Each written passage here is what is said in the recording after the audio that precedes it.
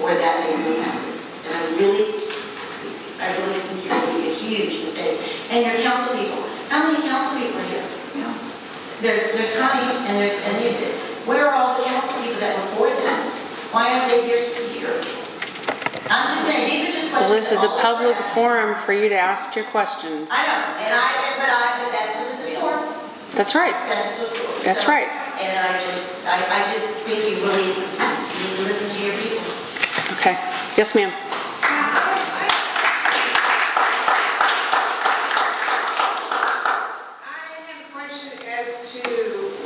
Funds are really going to go. It says trail and transit. What type of transit facilities? No, it's going for the transportation and the road. The only type of transit transportation to be related to would be like cutouts that you need on curbs for buses. Okay, but there was some thing I read somewhere that they were going. That some of this money was going for a bus to the plaza. I know that was a rumor. That's not true.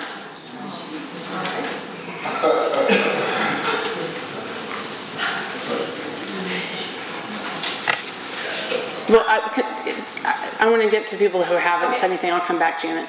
Yes, sir. I've been in business 13 years. I'm not a resident, but the money's got to come from somewhere. And we're not the only community, state, federal governments having problems right now. This is everywhere. It's got to come from somewhere. Whether you raise property tax or sales tax or start making some people coming in and out of the community pay. 50,000 people at the lunch hour. I heard that rumor too versus 10,000 people that live here. That's, in a way, that's a great thing. A lot of money coming in, but somehow we're not making it paying for the roads. And this isn't the only community that's going to end up paying some kind of tax like this. And there has been rumors, you know, if this starts, well then Fairway's going to do it, Green's going to do it, and so on and so forth. Well, that may be true. Nobody wants to pay out more money. Nobody wants more tax. But so it's got to come from somewhere. We have to decide at some point, is it because, and the business is bringing most of the traffic, that's true. Down Johnson Drive and everywhere else, and it's beat up, and it's going to continue to get beat up. And it should fall to some extent on people that come in and out of the town, and that would be for sales tax. But already, the sales tax this year went up. It's 8,775. Take away the quarter, raise it another half to get rid of this, now you're over 90%. That's pretty high. Is that going to affect your business? Sure it is. But it's got to come from somewhere. And yeah, we can argue all day about what's fair and equitable. I can tell you right now, I don't think what they're going to assess me is fair. I don't think I bring more. I don't bring any business really walking traffic. It's going to be worse than a household. But it's got to come from somewhere. And we just have to decide the lesser of evil, and everybody here is going to disagree. And it's not fair to the residents to a certain extent. They live in a town that have 50,000 people beating up their roads every week. But it's got to come from somewhere. And whether we're going to raise our sales tax, or we're going to charge people for using our roads. And to charge them to use the roads, you can have a little toll booth coming and going, which you might have. That's the only other alternative. Business, like usual, I get so tired of paying my all the various taxes and workers' comp. All that stuff is based on how much money I'm paying out and bringing in. I don't want to do this, but it's got to come from somewhere. And the only other revenue would be raising the sales tax. Nobody wants to do that either. But at some point you have to say, how much am I willing to, it's going to come out one way or the other. You don't notice the sales tax as much. You're going to notice it in that one chunk you got to pay once a year for your property tax, or me as a business owner, my landlord's going to divvy up over 12 months. I'd rather see it come out of sales tax, but, you know, but then it's going to go over 9% if we go the whole 0.5%. And how many people are going to actually vote that in anyway? Let's make it 0.5%. That's not going to pass. Yeah, so that's not going to happen. Now, we might get the quarterback, that'd be great. Then we're down to $2.5 million paying out the utility fee. That'd be great too. My understanding is capped at $5 million for right now. Yeah, but it's got to come from somewhere. And I'm not happy about any of it, but get a better solution. Otherwise, we're not going to have, you know, roads. And I was thinking about today. I don't really notice that kind of stuff. I don't know what's happening, what's going on. My wife's telling me that. But I'm driving down the road. They're beat up in places really bad. And they're only going to get worse. And it's got to come from somewhere. You got to decide, where do you want it to come from? And it really isn't fair to the residents. Kind of, I'm on their side to some extent. People up and down driving fast down Johnson Drive, fair enough. They're not driving your driveway. Here. My name is Casey Cassius. I am a Mission resident and prior Countryside resident, and I was president of Countryside Council during the merger. I say that for a reason. Prior to that, I lived in Westwood Hills 20 years ago, and I happened to be president of the council in Westwood Hills. By drawing the short straw in both of those communities, I was responsible for city street maintenance. The surest thing I can tell you is if you want to see our property values go down and the city go down, we let the infrastructure die. And if we don't put money back in, I couldn't agree more with the comments that were just made about how important this is that we invest in the infrastructure. I personally look at this as an investment, and while I look at my personal investments, I try to diversify. There isn't one perfect answer. It's not property taxes, it's not sales taxes, it's not the cut. But the fact that our city staff are looking at various alternatives, I think they should be applauded for doing that. I know it's not popular, but at the end of the day, we have to spend money on our infrastructure. Right before we did the merger with Mission, I walked every lineal feet of the curbs and sidewalks in the countryside to make sure we were getting our share. Because we were turning over, I don't remember, $50,000 to Mission. I wanted to make part damn well sure that that money went back in the countryside and wasn't just absorbed into Mission. So I do think it's important. I don't think any of the residents, at least who are here, walk outside in front of your house, walk up and down the streets. I'll gladly write my $72 check tonight and every year for the next 10 years to make sure my roads stay in good shape and the sidewalks stay in good shape. And I think if all the business owners here think the same way, the surest way I don't come to your business is when the streets aren't serviceable anymore to get here. So I couldn't feel better about what you're doing to maintain the infrastructure. Thank you. Could you address the issue of the TUF as opposed to the property tax and how $1 cost having out or paying your $1 cost out of TUF versus $1.50 out of the property tax affects the residents? Yeah, I'm going to let Mike talk about that, and I think I mentioned that before you came in, that we'd need to raise the mill 10 mills to match what that transportation utility fee would be, because so many people don't contribute to that pie. But I'm going to let him. Well, what I meant was in terms of the favorableness of that ratio to the actual Right. as a resident. Yeah, Mike. If you look at what a dollar of TUF does in terms of the pipes,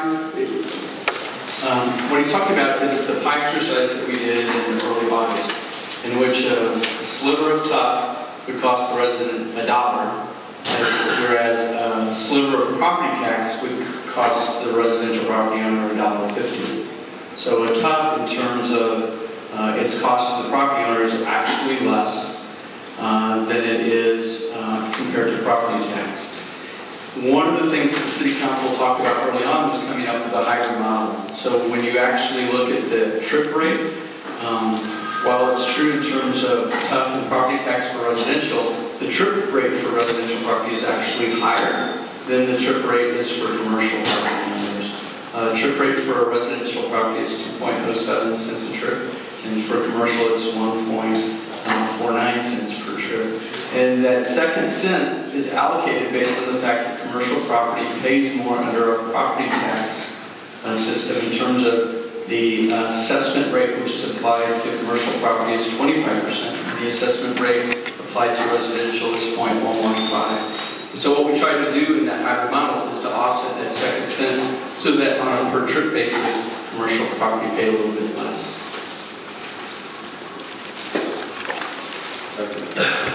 Thank you. There were some other hands. Yes, ma'am. I looked at it for 28 years, and I have the Books Plus store.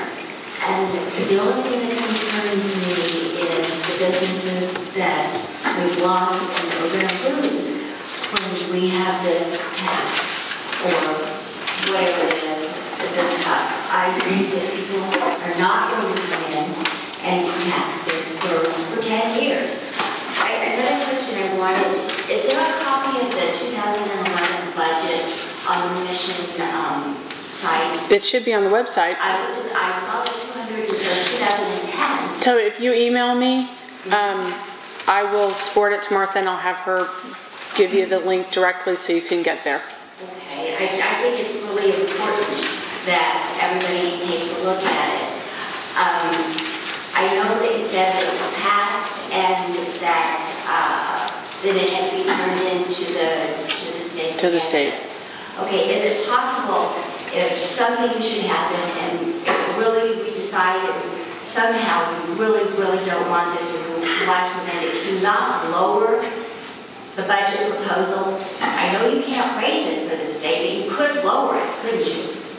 Isn't that a possibility? We can lower our expenditure level, which is what you're describing. But as it relates to rates that we've already sent to the county clerk, those get certified and they just become part of the property tax bill. So there's really not a mechanism once you get past August 25th to affect the mill rate, because there's all these publishing requirements as it relates to our mill. So there's absolutely nothing that can change on this. In terms of spending less, yes, we can always spend less than what we. Then what we budget. Okay. I had another question which just passed me. No, I know what it was. Yes, and as a business owner, shame on me. I should have been in here all year long, and all the years that I've been here, I should know what's going on. I think that every one of us business owners, with very few exceptions, should come in here and sit in these council meetings, because we don't know what's going on, and I know that my business is very poor right now because of the economy, and I know this is going to put a burden on me. I've talked to the other people down the streets. We've got so many empty places, and we don't need empty places. We need more people. Hopefully maybe this high-rise thing that's going up, maybe that's going to generate some more for us. But I guess shame on us. I guess we need to go in here and maybe we need to be council members. Maybe we need to volunteer for some stuff. Because I know that most of us small business people, if we'd have really been involved and we'd have known that this is going to happen to us, we'd have done something before now. And again, all we can do, I guess, is live with it right now. Is there any way that maybe you could just make a flat rate, like $72 for all the businesses, $72 or $100 for all the businesses, and do with that what you can for the city and the roads? I mean, I know that the roads are bad, but they're not impossible. We've had bad roads, and we've talked about this for 20 years. Why this year, when the economy is so bad? And like Bob said, it hurts, and what's going to happen with Village Inn and with me, I'm going to have to pass these costs on to my customers, and people are going to go someplace else to buy their breakfast and their pancakes, or go to half-price books instead of coming to my store. I mean, it's a very concerning, and I'm concerned about the new business in Michigan. Like I said, I've been here 28 years, and I've not seen an incredible boom all at once with the economy. We're hurting, and this is going to hurt too for us.